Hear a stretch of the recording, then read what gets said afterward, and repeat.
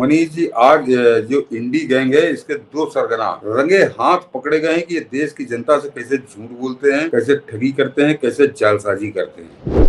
पहले इसने परिक्कर के नाम को बेचा, जो रक्षा मंत्री थे। तब इसने राफेल में उनका नाम बेचना शुरू किया और उसके बाद आज ये अरुण जेटली का नाम बेच रहा था। तो जुटियाया गया था, सुप्रीम कोर्ट ने लतियाया था। 2 बार तुमने जाके माफी मांगी सुप्रीम कोर्ट में, तब तुमने क्यों नहीं दिखाया सुप्रीम कोर्ट को? तो राफेल डील हो गई, राफेल आ गए देश के अंदर, लेकिन ये फिर वो झूठ की लाश निकाल के लाया अपने कबाड़ खाने के गोदाम से। इसका नाम भी है, फोटो भी है, और इसका तेजस्वी प्रसाद यादव, और इसका ईपीआईसी नंबर सब कुछ है। यानी इसका नाम पहले से था, लेकिन ये फैला रहा था कि मेरा नाम नहीं। ये पूरा इंडी गैंग किस तरह से बिहार के एसआईआर के बारे में झूठ बोल रहा है। से लगातार एक षड्यंत्र चुनाव आयोग के खिलाफ देखा जा रहा है कि रोज चुनाव आयोग मिसलीडिंग, मिस इन्फॉर्मेशन, इस तरह का वो ठप्पा मार रहा है। इन बेशर्मों को कोई फर्क नहीं पड़ रहा। आज तो राहुल गांधी ने तो अरुण जेटली पर झूठ बोल दिया। जिस समय अरुण जेटली जी स्वर्गवासी हो गए उस समय का झूठ। अब खैराती कह रहे हैं कि क्या हो गया, अरुण जेटली जवाब देने थोड़ी आएंगे। वैसे ही नेहरू जवाब तो नहीं देने आते हैं। रोज रोज नेहरू को झूठा कह रहे हो। चुट्टों की चंडाल चौकरी तो आधी किए हुए, नौमी फेल अलग ही कमाल किए हुए। उसने कह दिया कि मेरा तो वोटर लिस्ट से नाम ही हट गया। मनीष जी, आज जो इंडी गैंग है इसके दो सरगना रंगे हाथ पकड़े गए हैं कि ये देश की जनता से कैसे झूठ बोलते हैं, कैसे ठगी करते हैं, कैसे जालसाजी करते हैं। और दोनों रंगे हाथ पकड़े गए हैं। उनके चमचे, चाटुकार, बेशर्म जो अपने आप को पत्रकार कहते हैं, उनके भी कपड़े आज वो अपने कपड़े खुद फाड़ रहे हैं, खुद फाड़ रहे हैं। कोई और नहीं फाड़ रहा, वो खुद फाड़ रहे हैं, क्योंकि उनका मालिक उनको तनख्वाह नहीं मिलेगी, उनकी नौकरी चली जाएगी, तो वो नंगे होके नाच रहे हैं उनके समर्थन में। पहले आता हूँ इस अधेड़ पे मनीष जी, क्योंकि बात अधेड़ की चल रही थी। इसने आज जो है एक भाषण में एक बात कही, मैंने डाला है वीडियो, उसको भी अभी देख लीजिएगा। इसने कहा कि जिस समय किसान कानून बन रहे थे उस समय अरुण जेटली ने मुझको धमकाया, इसका समर्थन करो, लेकिन मैं डरने वाला नहीं हूँ। मैंने जो अपनी उसने पीठ खुद ही ठोकी कि मैं किसान आंदोलन के दौरान मुझको जो है, जब वो कानून पास होना था, तो अरुण जेटली ने मुझको धमकाया था कि तुमको समर्थन इसका करना है। अब जरा दर्शक समझें कि किसान कानून नवंबर 2020 सितंबर 20 सितंबर को शायद हुआ है। 20 सितंबर 2020 को किसान कानून पास हुए थे देश की संसद के अंदर। और जेटली जी जो थे, अरुण जेटली, उनका निधन इससे 13 महीने पहले, यानी 1 साल 1 महीना पहले, 14 अगस्त 2019 को हो गया था। यानी वो आदमी 13 महीने पहले निधन हो गया जिस आदमी का। उसको ये कह रहा था कि जब दिसंबर 2020 में, सितंबर 2020 में हमको धमका रहा था कि तुमको ये पास करना है। भूत बन के आए थे अरुण जेटली इसके पास। यानी 13 महीने पहले तो कहीं उसका कोई संज्ञान ही नहीं था, कहीं जिक्र नहीं था कि कहीं कोई किसान कानून नाम की कोई ड्राफ्ट बन रहा है। और ये आदमी इस तरह से देश को बरगला रहा था, लेकिन उनके बेटे जीवित हैं, वो राजनीति में नहीं है। और राजनीति से जुड़े लोगों ने बताया, इसको आईना दिखाया कि तुम पागल हो गए, सीढ़ी हो गए हो, और तुमको वास्तव में पागल खाने जाना चाहिए। लेकिन क्या बता रहे हो, 13 महीने पहले तुमको कोई आगे आदमी 2020 में धमका रहा था, लेकिन इसके तो हवाइयां उड़ने लगी। इसके तो समझ में आ गया कि मेरा झूठ फिर पकड़ा गया, मैं फिर पब्लिक के सामने नंगा हुआ। लेकिन वो जो किराए के कुत्ते, वो जो नाच रहे थे, वो उन्होंने कपड़े वपड़े फाड़े। उन्होंने कहा जब तुम लोग नेहरू को नाम लेते हो तो नेहरू की तो जिंदा नहीं, तो नेहरू अपनी सफाई देने आएंगे क्या? तो इसलिए इस तरह राहुल गांधी ने अरुण जेटली के नाम ले लिया। अरे दलालों को कुछ समझाए कि नाम नहीं ले लिया। वो उस दौर में अरुण जेटली जिंदा ही नहीं थे, ये झूठा नाम ले रहा था। उनका उस मृत आत्मा का नाम ये बेच रहा था। डोम और चांडाल ये काम करते हैं कि मरे हुए व्यक्ति के नाम पर रोटी कमाते हैं। वो डोम कमाता है, चांडाल कमाता है शमशान का। और ये तीसरी प्रजाति पैदा हुई, राहुल गांधी, जो आदमी 13 महीने पहले मर गया, उसका नाम बेच के ये कमाई कर रहा था, राजनीतिक कमाई कर रहा था। ये अंतर है। नेहरू के कुकर्म जो है, उसको एक एक कुकर्म पे 10-10, 20-20 किताबें लिख के गए लोग कि किस तरह का कुकर्म कांग्रेसी कर गया था वो नेहरू। और कल तो मैंने बताया कि देश का पहला आतंकवादी, तो नेहरू से तुलना इसकी कर रहे थे। यानी जरा गौर करिए उन चमचों को, जब उनको कुछ नहीं सूझा तो अरुण जेटली के नाम पर वो उस कुकर्मी नेहरू के बचाव में जुट गए, उसके खिलाफ, उसके पक्ष में नाचने लगे। तो ये राहुल गांधी जितना गिरा हुआ है उससे ज्यादा घटिया घिनौने गिरे हुए उसके चमचे हैं जो पत्रकार का नकाब पहन के घूम रहे हैं सोशल मीडिया में दलाली करते हुए, इसी दलाली के टुकड़े पे अपने बीवी बच्चे घर को पाल रहे हैं। शर्म आनी तो चाहिए ऐसे लोगों को। सुन लेते हैं राहुल ने कहा क्या, और मैं देख रहा था वो चमचों को, उन चमचों के बारे में चर्चा भी नहीं कर सकते। मनीष जी अभी बताऊं आपको कि इसने केवल ये नहीं कहा, इसके अलावा एक तो जेटली जी ने कहा, और दूसरा जैसे कोई लाश जो है सड़ गल गई है, बदबू देने लगी, बदबूदार लाश हो गई है, वो राफेल का झूठ, जो राफेल पे झूठ बोल रहा था आज से 5-6 साल पहले, उस झूठ की जो लाश सड़ गई, गल गई, बदबू देने लगी, उस लाश को भी आज गिद्धों की तरह इसने नोचना शुरू किया, और ये उस पर भी अपना भोजन तलाशने लगा कि इस राफेल से मुझे कुछ मिल जाए। और दर्शकों को याद दिला दूं कि जो कुकर्म इसने अभी जेटली जी के नाम पे किया है, वही कुकर्म इसने जैसे ही मनोहर पर्रिकर का देहांत हुआ था, जैसे ही उनका देहांत हुआ, उनके नाम से झूठ बोलने लगा कि पर्रिकर जी ने मुझसे ये कहा, पर्रिकर जी ने मुझसे ये कहा।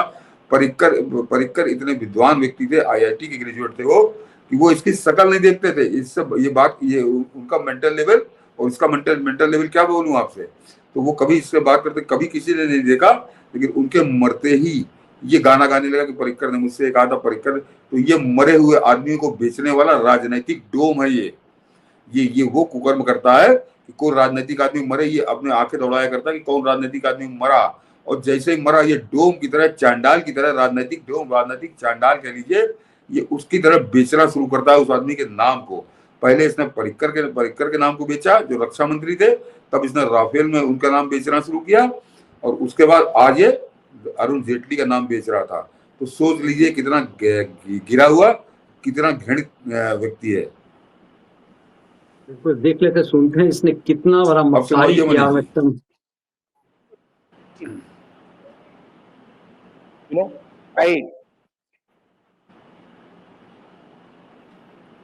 I remember when I was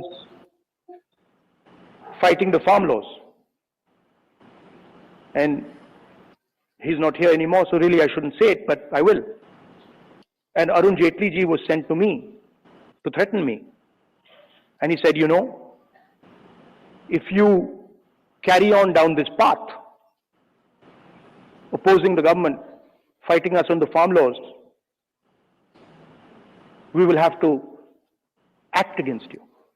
I looked at him and said, I don't think you know who you're talking to. I don't think you have an idea who you're talking to. I had a document. We had a document. We had a document some years back on the Rafale deal. Randeep is looking at me. Document that said clearly, black and white, that the Prime Minister office and the NSA have interfered in the Rafale deal and damaged the Rafale deal. This document itself would have brought down any government in any country of the world.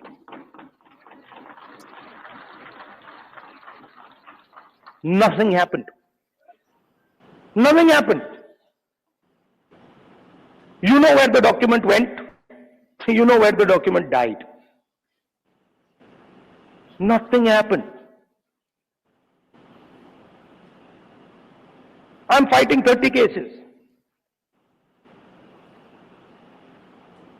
Anyone who fights the regime, any political person, anybody who works in the NGOs, civil society knows that the moment you oppose,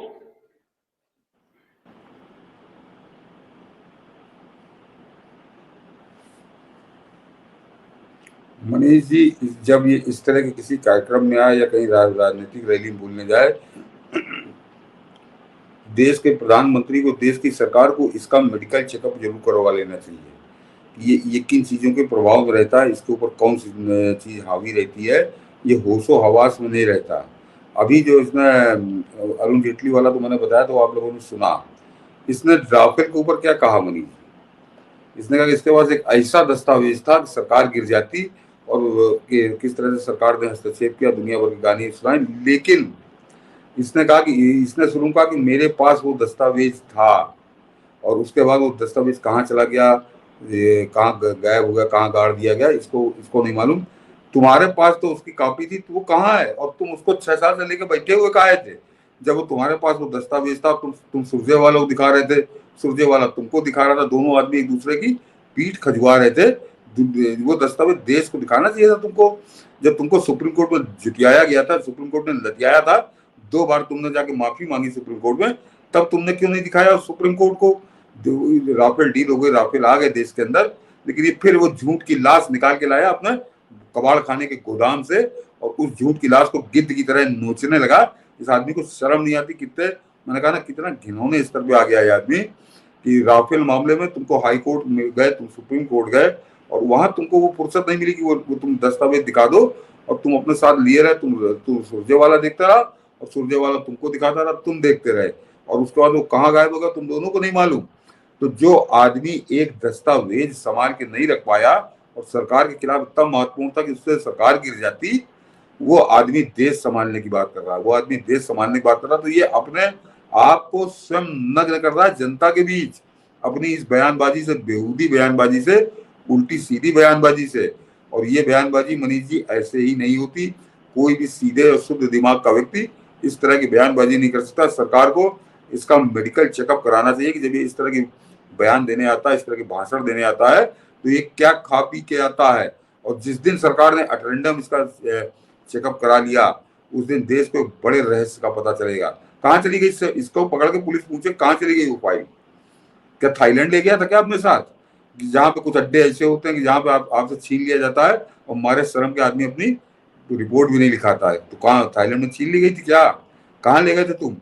कहाँ ले गए थे उस file को? कहाँ तुमने गायब कर दी? कहाँ तुमने छुपा दी? तो ये खुद बता रहा है कि उससे गायब हो गई। तो ये न सिर है न पैर है, अपने आप को खुद नंगा कर रहा है, और झूठ की सारी सीमाएं तोड़ रहा है ये व्यक्ति। मगर एक ही कष्ट है, और आज मैंने 2 सवाल भी निकाल के रखे, मैं अभी उनका जवाब दूंगा कि इसके ऊपर सरकार कब कार्रवाई करेगी। अब दर्शक भी पूछते पूछते थक गए, हम लोग पूछते पूछते थक गए, देखिए कब होता है। अन्यथा ये आदमी तो 1 घंटे बाहर रहना चाहिए। इसका स्थायी निवास, परमानेंट निवास तिहाड़ जेल की बैरक होनी चाहिए। इसकी तो तैयारी पता नहीं अब कब हो रही है। नेशनल हेराल्ड भी अंतिम चरण में है, वो अंतिम चरण कब पूरा होगा। कमाल की बात है कि ऐसे लोगों को, एक आम आदमी सिपाही यदि एफआईआर के लिए आती है दरवाजे पर किसी चीज में पूछताछ के लिए, तो उसे लगता है कि हमारी पूरी साख खराब हो गई, नींद हराम हो जाती है। और ये सब इस कंडीशन में चार्ज सीटेड हैं, चार्ज फ्रेम्ड हैं, उसके बाद भी इन्हें कोई फर्क नहीं पड़ता। इनके करोड़ों की संपत्ति जब्त कर ली गई है। ये जो वसूली कर रहे थे, वो जो किराया ले रहे थे नेशनल हेराल्ड से, वो बंद हो गई है। लेकिन इन्हें शर्म नहीं आती, कोई फर्क नहीं पड़ता। शर्म तो बिहार वाले वो लालू के बेटे को भी नहीं आ रही है, वो भी वांटेड है। अभी शुरू होना है दिल्ली के राउज एवेन्यू कोर्ट में, पूरे की हाजिरी परिवार की लगनी है। आज उसने गजब झूठ फैलाया कि मेरा नाम ही नहीं है, चुनाव आयोग ने मेरा नाम हटा दिया। चुनाव आयोग बार बार कहता है कि मिसलीडिंग कर रहे हैं ये लोग, इसके चेहरे पर वो मुहर लगा के, लेकिन फर्क कुछ भी नहीं पड़ रहा है इन सब पे। मनीष जी, इस आदमी को, ये आदमी देखिए, ये अभी मैंने जिस अधेड़ की बात की, वो देश का प्रधानमंत्री बनने की बात कर रहा है, और एक फाइल संभाल के नहीं रख पाया, थाईलैंड में कहीं से खो गई, थाईलैंड में कहाँ को शोध लीजिए। लेकिन और ये आदमी बिहार का मुख्यमंत्री बनने की कोशिश कर रहा है, जो एक समय देश नहीं पूरी दुनिया में सबसे ज्यादा पढ़े लिखे विद्वानों की भूमि धरती समझी जाती थी, धरती बिहार, वहां का ये मुख्यमंत्री बनने की कोशिश कर रहा है। नवा फिर तो यही है, तो जग जाहिर है। और इसने कितना बड़ा ठगी करी आज देश के साथ, पूरे देश की आंखों में धूल झोंकने की कोशिश की। इसने कहा मेरा नाम कट गया, इसने और बाकायदे प्रेस कॉन्फ्रेंस कर डाली कि मेरा नाम कट गया इसमें, और इस तरह की धांधली हुई है वोटर लिस्ट में। मगर जैसे ही इसने ये झूठ बोला, वैसे ही पटना के डीएम ने बाकायदे सामने आकर इसके झूठ को नंगा कर दिया। 2-3 घंटे लगे, और उन्होंने ढूंढ के बताया कि इसका नाम है, और ये इसने अपना गलत नंबर डाला था, वोटर जो ढूंढ रहा था वहां वोटर लिस्ट, तो वहां पर ये गलत नंबर डाल रहा था, तो वहां कैसे आ जाता? तो ये आदमी गलत नंबर डाल के अपने ढूंढने की कोशिश कर रहा था। देखिए जरा, चुनाव आयोग ने भी इसको कहा कि मिसलीडिंग कर रहा है, झूठ बोल रहा है। इसने जो ट्वीट किया था तेजस्वी यादव ने, चुनाव आयोग ने देखिए अपने ट्विटर हैंडल पर कहा कि मिसलीडिंग है, और ये लोग लगातार इस चीज से वंचित नहीं हो रहे हैं। पटना से भी जो चीजें आई उसमें दिखाया गया कि किस तरह से तेजस्वी यादव ने झूठ फैलाया है। ये देखिए पूरे लोग, पूरे बिहार और देश की आंखों में धूल झोंकने की ठगी कर रहा था ये व्यक्ति, लेकिन ये रंगे हाथों पकड़ा गया। लेकिन बेशरम है, इनको कोई शर्म नहीं आएगी। जरा सुन लीजिए इसको। एक ये इसका नाम, ये देखिए जो सामने फोटो है, इसका नाम भी है, फोटो भी है, और इसका ये तेजस्वी प्रसाद यादव, और इसका ईपीआईसी नंबर सब कुछ है। यानी इसका नाम पहले से था, लेकिन ये फैला रहा था कि मेरा नाम नहीं। ये पूरा इंडी गैंग किस तरह से बिहार के एसआईआर के बारे में झूठ बोल रहा है, देश को बेवकूफ बना रहा है, इसको आप समझिए। ये पटना के जो है डीएम उनका ट्वीट है। और मनीष जी नीचे एक वीडियो छोटा थोड़ा आप इंडिया वालों का है, उसको जरा दिखा दीजिए। उसमें बड़ा 1-1.5 मिनट के अंदर सब कुछ आपको स्पष्ट हो जाएगा कि कैसा फ्रॉड ये आदमी कर रहा था, लेकिन रंगे हाथ पकड़ा गया। ये सबसे खास बात यह है कि बिहार का प्रशासन जो है इसमें बड़ा चुस्त दुरुस्त है, इनकी एक नहीं चलने दे रहा। और दिल्ली में बैठा चुनाव आयोग है, वो भी इनके ऊपर गिद्ध दृष्टि रखे कि कैसे जो फर्जीवाड़ा करते हैं, जैसे फर्जीवाड़ा करते हैं इनके सारे कपड़े फाड़ दिए जाते हैं। देखिए आप जरा। और इन्हें तो शुरुआत में झूठ फैला दिया, इन्हें तो कह दिया कि नहीं नहीं ऐसी कोई बात ही नहीं है, ये जानबूझ करके हमें गलत नंबर दिया गया था, और बाद में चुनाव आयोग ने उस नंबर को सही कर लिया। हाँ,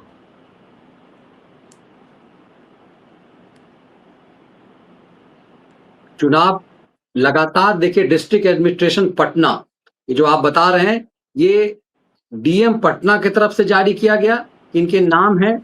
चुनाव आयोग ने खुद वो पूरा मिसलीडिंग का चस्पा करके डाला। कुछ समाचार माध्यमों से ये डिस्ट्रिक्ट एडमिनिस्ट्रेशन पटना कह रहा है, कुछ समाचार माध्यमों से ज्ञात हुआ कि माननीय नेता प्रतिपक्ष तेजस्वी प्रसाद यादव का नाम विशेष गहन पुनर्निरीक्षण में प्रारूप मतदाता सूची में नहीं है। अब देखिए इस बारे में जिला प्रशासन पटना द्वारा जांच की गई है। इसमें स्पष्ट हुआ है कि माननीय नेता प्रतिपक्ष का नाम प्रारूप मतदाता सूची में दर्ज है। वर्तमान में उनका नाम मतदान केंद्र संख्या इतना बिहार पशु विज्ञान विश्वविद्यालय जगह पे उपलब्ध है। इसके बाद भी बेशर्मी पूरा गैंग कि नहीं नहीं वो नंबर चेंज कर दिया गया, और चुनाव आयोग ने जल्दबाजी में जो है वो हमारा नंबर चेंज कर दिया था। मतलब हम जो झूठ बोल रहे थे वो दरअसल हमारा नंबर ही चेंज कर दिया गया था। चोरी और सीना जोड़ी इसी को कहते हैं। ये पूरा गैंग इसी पे लगा हुआ है, और कि किस तरह से भ्रमित करके ये बिहार में अराजकता की आग लगा दे, इसी काम में लगे हुए हैं। तो ये आपने इसको देखा। दूसरे कल मैं देख रहा था सनसनीबाज और गंदौर, वो मेरे ख्याल से नहाने धोने लगा। मनीष जी आप सही कह रहे थे, कुछ ज्यादा माल मिल गया, साबुन वाबुन की बट्टी उसने खरीद ली है, और वो नहा धो के बैठता है। मैं दोनों को बड़े ध्यान से सुन रहा था, क्योंकि उन्होंने अपना थंबनेल कुछ इसी तरह का लगाया था कि बिहार के एसआईआर में सब हाहाकार मचा हुआ है, और मगर उसको कुछ सूझ नहीं रहा था। तो वो कि हाँ ये भी दे दिया, ये भी दे दिया, ये भी दे दिया, लेकिन सब कुछ देने के बाद कुछ नहीं दिया। ये एक अलग उनका धंधा चल रहा था। तो मतलब वो बहुत, क्या बोलूँ, हताश निराश लोगों की एक वो महफिल थी कि चुनाव आयोग ने इतनी तैयारी करी है, इनकी समझ में नहीं आ रहा। यानी मनीष जी बात में कह रहा कि वो तो जो है वो ठीक है, लेकिन जिन लोगों के नाम काटे गए उनकी भी लिस्ट हमको दो, मोहल्ला वार दो, वार्ड वार दो। तुम्हारा ठेका लिया क्या? और बेशरम वो गंदौर लगातार 65 लाख लोगों में से 22 लाख लोग मरे लोग हैं कि नहीं नहीं ये 65 लाख लोग कहाँ चले जाएंगे, क्या हो जाएगा उनका? और साथ में मरे हुए लोगों की भी लिस्ट का डोम है क्या? तो ये अब इनको कुछ नहीं सूझ रहा। तो ये तरह तरह के अड़ंगे, तरह तरह के बहाने, तरह तरह की चीजें कर रहे हैं। लेकिन फिलहाल जिस तरह से अभी तक चुनाव आयोग ने निपटाया है, 1 सितंबर जो उसकी लास्ट डेट है, वो भी बहुत ठीक ठाक तरीके से निपटेगी। बिल्कुल ऐसा लग रहा है कि चुनाव आयोग पूरी तरह से मूड में है, और इन सबको रंगे हाथ पकड़ पकड़ के पब्लिक के सामने सही मायने में कहें तो नग्न किया जा रहा है इन सब। लेकिन जरा सोचिए मनीष जी कि जो आदमी मुख्यमंत्री पद की दावेदारी ठोक रहा है, और वो आकर इस तरह से सरासर सफेद झूठ बोल रहा है, तो सोच लीजिए कैसे लोग बिहार की सत्ता को हथियाना चाहते हैं, कैसे लोग बिहार की सत्ता को लूटना चाहते हैं। और इनके हाथ में अगर सत्ता आ गई, इन्होंने सत्ता लूटने में अगर ये सफल हुए, तो अगले 5 साल के लिए बिहार की जनता तैयारी कर ले अपने लिए कि कैसा उनको जंगल राज जो पहले उन्होंने सुना था, अब की संभवतः उससे कुछ आगे का मिलेगा आपको।